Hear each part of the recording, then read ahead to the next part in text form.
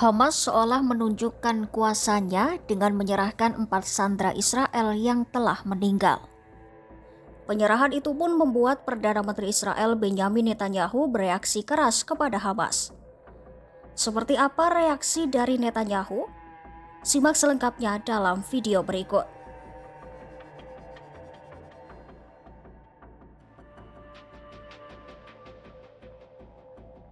Kelompok bersenjata Hamas menggelar serah terima jenazah pada Kamis 20 Februari 2025. Hal itu menjadi serah terima jenazah pertama sejak gencatan senjata dimulai pada 19 Januari 2025 lalu. Dalam momen serah terima jenazah itu, Hamas mengembalikan jenazah 4 sandera Israel, yakni seorang ibu dan 2 anaknya, serta seorang kakek di Khan Younis, Gaza. Hamas menyebut para sandera dan pengawalnya tewas dalam serangan udara Israel selama perang berkecamuk sejak Oktober 2023.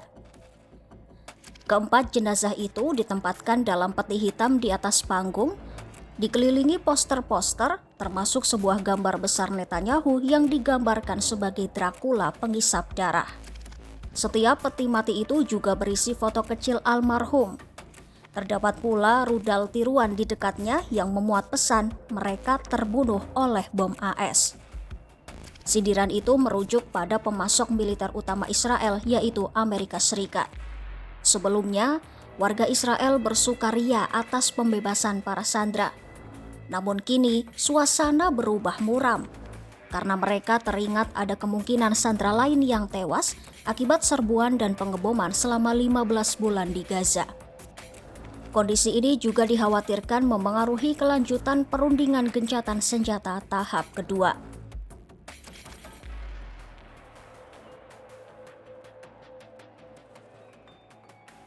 Penyerahan 4 jenazah sandera Israel itu pun memicu kemarahan besar dari Netanyahu. Netanyahu menyebut semua warga Israel merasakan rasa sakit bercampur kemarahan saat Hamas mengembalikan jenazah 4 tawanan Israel. Netanyahu menggambarkan Hamas sebagai monster. אחיי ואחיותיי, אזרחי ישראל היקרים, ביום הזה כולנו מאוחדים.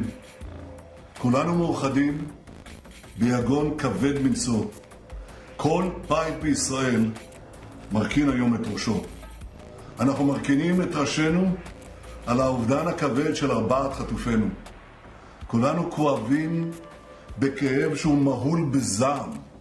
כולנו זועמים על מפלצות החמאס. Netanyahu kemudian menjanjikan sebuah pembalasan terhadap Hamas. Ia juga bersumpah tidak akan ada lagi serangan 7 Oktober lainnya yang dipimpin oleh Hamas karena ia akan memusnahkan Hamas dan membawa semua sandera kembali. הלב שלנו סדוק, אבל הרוח שלנו לא נשברת. ועם הרוח הזאת נחזיר את כל חטופינו, נשמיד את הרוצחים, נחסל את החמאס, ויחד, בעזרת השם, נבטיח את עתידנו. Menteri Pertahanan Israel, Israel Katz, juga mengungkapkan sentimen serupa di media sosial. Katz menyebut hati seluruh bangsa Israel berduka. Ia pun menyebut akan melakukan balas dendam terhadap Hamas.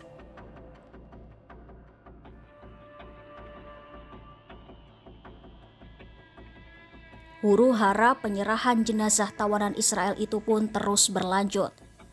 Militer Israel pada Jumat 21 Februari 2025 mengatakan salah satu jenazah yang dibebaskan kelompok Hamas bukanlah jenazah tawanan bernama Shiri Bibas.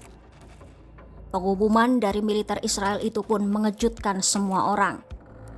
Israel menuduh Hamas melanggar gencatan senjata Gaza dan menyebutnya sebagai pelanggaran yang sangat serius. Sebab setelah dilakukan tes forensik, 2 jenazah diidentifikasi sebagai bayi Fir Bibas dan saudara laki-lakinya yang berusia 4 tahun yaitu Ariel. Namun, jenazah ketiga yang seharusnya adalah ibu mereka yaitu Shiri Bibas ternyata adalah mayat seseorang yang tidak dikenal dan masih belum teridentifikasi. Militer Israel pun menuntut agar jasad Shiri Bibas diserahkan bersama dengan tawanan Israel lainnya.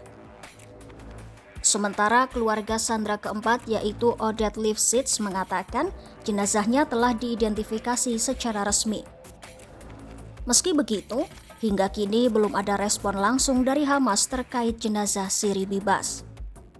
Hamas hanya menyebut Shiri Bibas dan kedua putranya itu terbunuh dalam pengeboman yang dilakukan oleh Israel. Sedangkan militer Israel membela diri dengan menyebut berdasarkan temuan intelijen dan forensik kedua anak Shiri Bibas tewas karena pembunuhan yang dilakukan Hamas di penyanderaan pada 2023. Dilaporkan, Shiri Bibas, Ariel, dan Fir diculik Hamas saat melakukan serangan ke selatan Israel pada 7 Oktober 2023. Itulah proses penyerahan 4 jenazah sandera Israel yang dilakukan Hamas hingga memicu kemarahan Netanyahu. Kemarahan Netanyahu juga memberi kekhawatiran akan keberlanjutan gencatan senjata tahap kedua. Apakah pembicaraan gencatan senjata tahap kedua akan terus berlangsung di tengah kemarahan Netanyahu? Ikuti terus perkembangannya hanya di YouTube Kompas.com.